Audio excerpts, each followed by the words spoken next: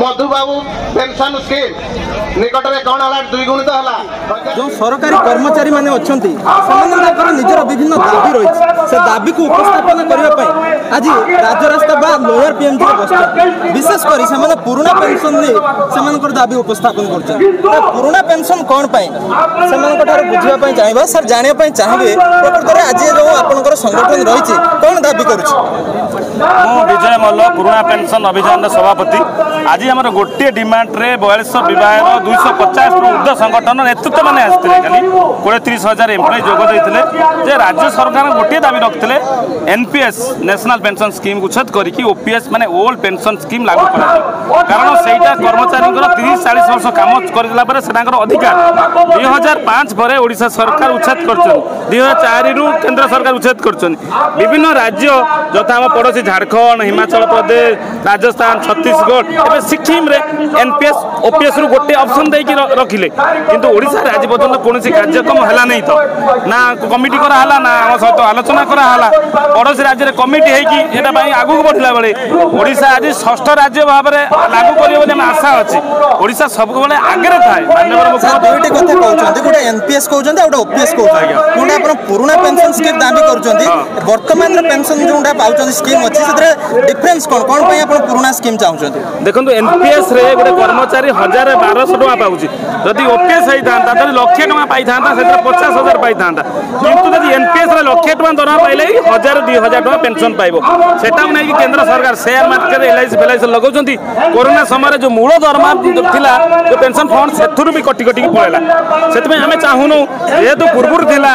नेता मंत्रींकर ओपीएस अछि किंतु कर्मचारी मान काटि देले एक नित आपन जदि नियम करले तार समस्त समान करंतु कर्मचारी गोटे सब जीवन देकी से काम करती कर्मचारी नर्सिंग अफिसर माने अच्छी मेडिकल कोरोना समय जीवन को बाजी लगे उत्सर्ग कले किंतु ता बदले कौन मिलूँ आम पेंशन बिना बिना दरमा बिना आम पानी औषध केमी खाइबू पानी डुबाई देवा कहीं नथिबा हम पाखे जेतेबेले नेता मंत्री माने थरे हेगले 2 थर हेले 3 थर हेले लक्ष लक्ष टका गाड़ी घोड़ा सब सुविधा पाउथुआ बेले कर्मचारी गोटे 30-40 वर्ष काम कला परे ताकू पेंशन मिलिबो नै ए विरुद्ध रे आमे आज गोटे बृहत संगठन तरफ एनपीएस ओडिशा तरफ सब संगठन को ऋण हकार थिला हमर प्रिय मुख्यमंत्री के आमे निवेदन करथुलु जे पुराना पेंशन को ओडिशा लागू करंतु ओडिशा इखने सरप्लस बजेट अछि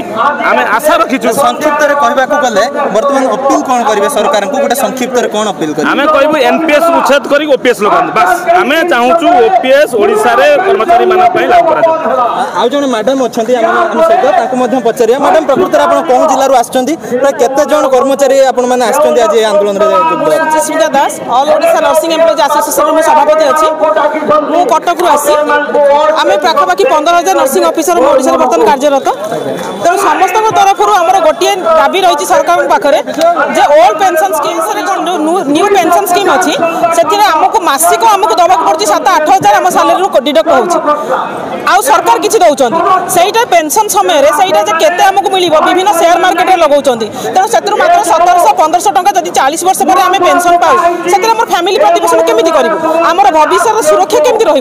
ओल्ड पेंशन स्कीम सब मासिक लॉस हबार ना तेणु आम सरकार पाखे से दाबी रखुचु एभली कुषित प्रथा को उच्छेद करके आमको ओल्ड पेंशन स्कीम दिंतु आम भविष्य को सुरक्षित रखु बर्तमान मैडम आप दाबी कर सरकार दाबी न मानती कौन आप सब देखो आम यही सरकार बहुत माने भरोसा रही आस्था रही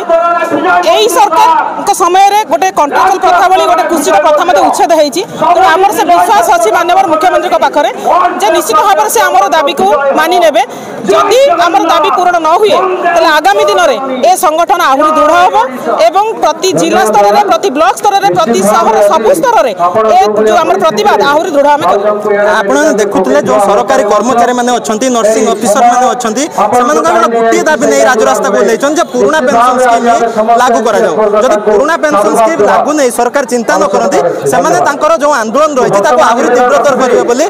चेतावनी।